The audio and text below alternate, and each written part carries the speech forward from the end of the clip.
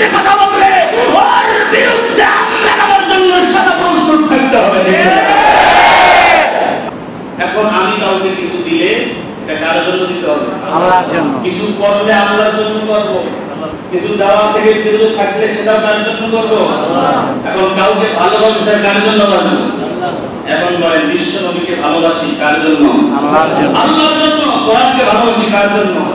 নামাজকে ভালোবাসি কার জন্য? এখন আমি আল্লাহ প্রদত্ত যে বিষয়গুলো আছে এগুলোকে ভালোবাসি আল্লাহর জন্য। এখন যদি কারো সাথে শত্রুতামি পোষণ করতে হয় সেটাও করতে হবে কার জন্য? আল্লাহর জন্য।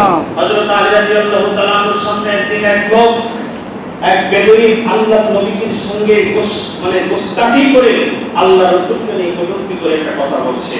আর চোখের উপরে বসা ছিল, কিতাবের মধ্যে লেখা হয় যে হযরত আলী তাকে চোখের মধ্যে ধইরা উপর করে দুইটা আছাড় মেরে মাটিতে ফেলেছে। এবার তার বুকের উপরে উঠছে।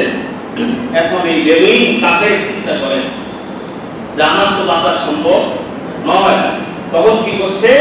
নিচ থেকে হযরত আলীর মুখে থুতু নিক্ষেপ করছে। এখন বলেন তো আপনার সাথে যদি কারো হস্তগস্তি হয়, এখন সে যদি নিচে পড়ে যায়, এই অবস্থায় সে যদি থুতু মারে, রাগ কমবে না বাড়বে?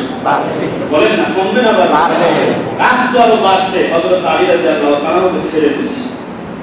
এবং সঙ্গে আরো যে একজন সাহাবী ছিলেন, বলেন সাহাবী হযরত আলীকে ডাকে বলতেছেন, এমন করে সাহাবী সে আপনার উপরে থুতু মারছে, আপনি তাকে আরো না আক্রমণাত্মক ভাবে আক্রমণ করবেন, তাকে ছেড়ে দিলেন কেন? দেখেন হযরত আলী বলেন, শোনো, এতক্ষণ আমি ওকে আঘাত করতেছিলাম নবীর কারণে, কারণ সে নবীকে গালি দিয়েছে। আর ওকে ছেড়ে দেওয়ার কারণ হলো ও যখন আমাকে থুতু নিক্ষেপ করছে, আমাকে থুতু নিক্ষেপ করার কারণে ওর প্রতি আমার রাগ বেড়ে গেছে। এখন আমি যদি ওই রাগের কারণে মারি, রাসূলের ভালোবাসায় মারা হবে না, আমার মধ্যে থুতু নিক্ষেপ করেছে সেই কারণে মারা হবে, এই জন্য আমি তাকে ছেড়ে দিয়েছি। আল্লাহু আকবার। এখন বলেন, আপনার আমার সামনে যদি নবীকে নিয়ে কেউ কটূক্তি করে, নবীজিকে কেউ গালি দেয়, আল্লাহ নবীর কন্যা, আল্লাহ নবীর স্ত্রীকে নিয়ে, কোরআনকে নিয়ে, নামাজকে নিয়ে, ইসলামকে নিয়ে কেউ যদি ব্যঙ্গ করে কথা বলে, কে বলছে, কোন লোক বলছে, কোন ক্ষমতাসীন বলছে না বিরোধী দল বলছে, এটা দেখার টাইম নাই। যারা অন্তরে নবীর ভালোবাসা অবলম্বন করে দল মত নির্বিশেষে আল্লাহর নবীর বিরুদ্ধে যে কথা বলবে ওর বিরুদ্ধে আমরা আমার জন্য সদা প্রস্তুত থাকতে হবে। আপনারা জানেন কিনা জানেন না, বর্তমানে একটা খুব মারাত্মক ধরনের বিষয় নিয়ে বাংলাদেশে আন্দোলনের ডাক আসার সম্ভাবনা দেখা দিচ্ছে। সেটা হলো পুলিশের একটা স্ত্রী, সম্ভবত নাম মোশাররফ। উনি রাসূল সাল্লাল্লাহু আলাইহি সাল্লামকে নিয়ে ব্যঙ্গ করে কথা বলেছেন, আয়েশা রাদিয়াল্লাহু তাআলা আনহাকে নিয়ে ব্যঙ্গ করে কথা বলেছেন। আমার কথা হলো, আমাদের পুলিশের সাথে দুশমনি নেই, আওয়ামী লীগের সাথে দুশমনি নেই, বিএনপির সাথে দুশমনি নাই। আমাদের ভালোবাসা হবে কার জন্য? আল্লাহ। বলেন কার জন্য? আল্লাহ। আলহামদুলিল্লাহ, ভালোবাসা হবে আল্লাহর জন্য। এবং কারোর সঙ্গে রাগ, গোসা, কারো প্রতি শত্রুতা যদি অন্তরে লালন করতে হয়, সেটা হবে কার জন্য?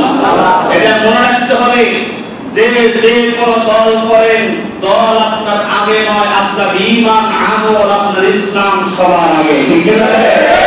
এই জন্য মনে রাখতে হবে, আল্লাহর জমিনে আজ পর্যন্ত ইসলামকে আঘাত করে, ইসলামের উপরে কটাক্ষ করে আজ পর্যন্ত বাংলাদেশে কেউ টিকতে পারে না, কিয়ামত পর্যন্ত টিকতে পারবে না। ঠিক আছে?